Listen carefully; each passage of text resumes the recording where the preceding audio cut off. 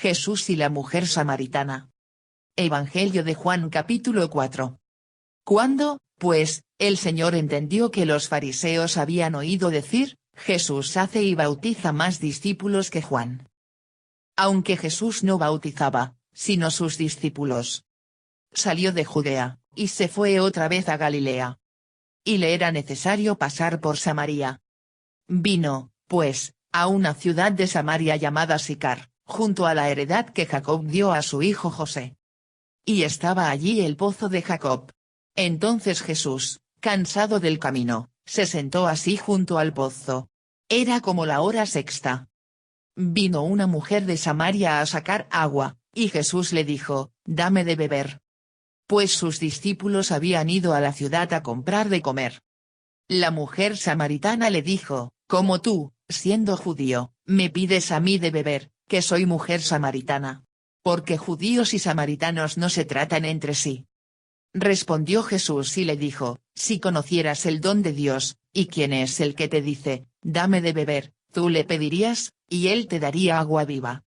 La mujer le dijo, Señor, no tienes con qué sacarla, y el pozo es hondo. ¿De dónde, pues, tienes el agua viva? ¿Acaso eres tú mayor que nuestro padre Jacob, que nos dio este pozo, del cual bebieron él, sus hijos y sus ganados? Respondió Jesús y le dijo, cualquiera que bebiere de esta agua, volverá a tener sed. Mas el que bebiere del agua que yo le daré, no tendrá sed jamás, sino que el agua que yo le daré será en él una fuente de agua que salte para vida eterna.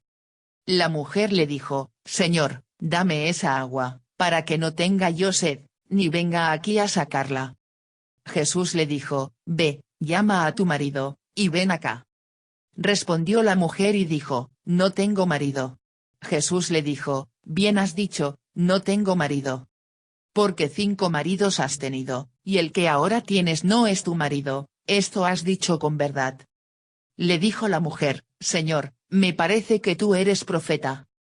Nuestros padres adoraron en este monte, y vosotros decís que en Jerusalén es el lugar donde se debe adorar. Jesús le dijo, mujer, créeme, que la hora viene cuando ni en este monte ni en Jerusalén adoraréis al Padre. Vosotros adoráis lo que no sabéis, nosotros adoramos lo que sabemos, porque la salvación viene de los judíos.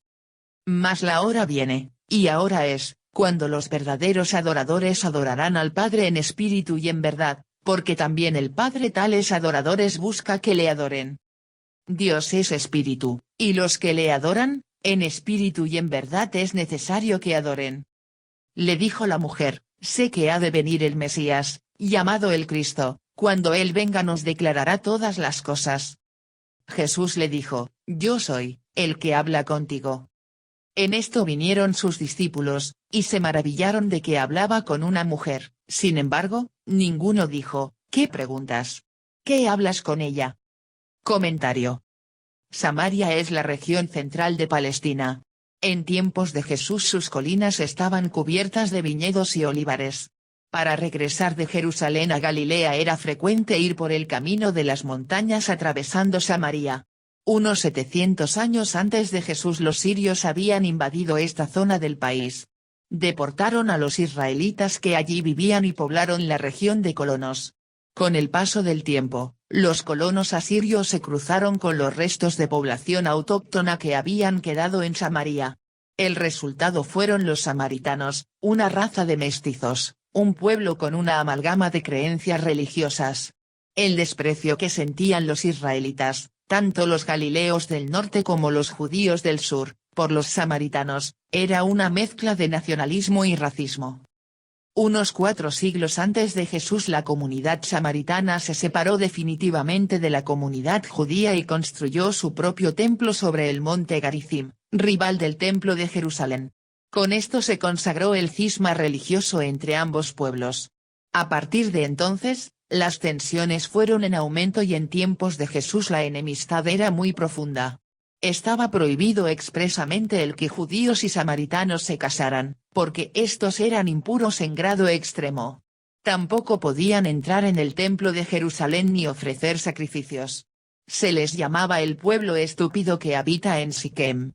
Los samaritanos se sentían honrados de descender de los antiguos patriarcas de Israel y, aunque realmente tenían sangre hebrea, el resto de los israelitas terminó considerándolos como paganos y extranjeros.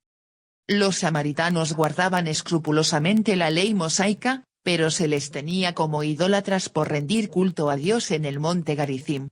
El Garizim, la montaña sagrada de los samaritanos, fue el lugar donde se pronunciaron las bendiciones sobre el pueblo que entraba en la tierra prometida con Josué al frente, Josué 8, 30-35.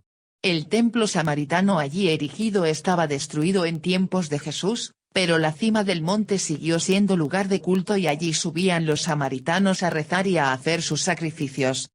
Los samaritanos de hoy siguen guardando celosamente sus tradiciones, suben por Pascua al Garizim a sacrificar un cordero según su rito, distinto del judío, y conservan en la sinagoga del barrio de Nablus un rollo de la ley, que dicen fue escrito por un nieto de Aarón, el hermano de Moisés, aunque esto no tiene ningún fundamento histórico.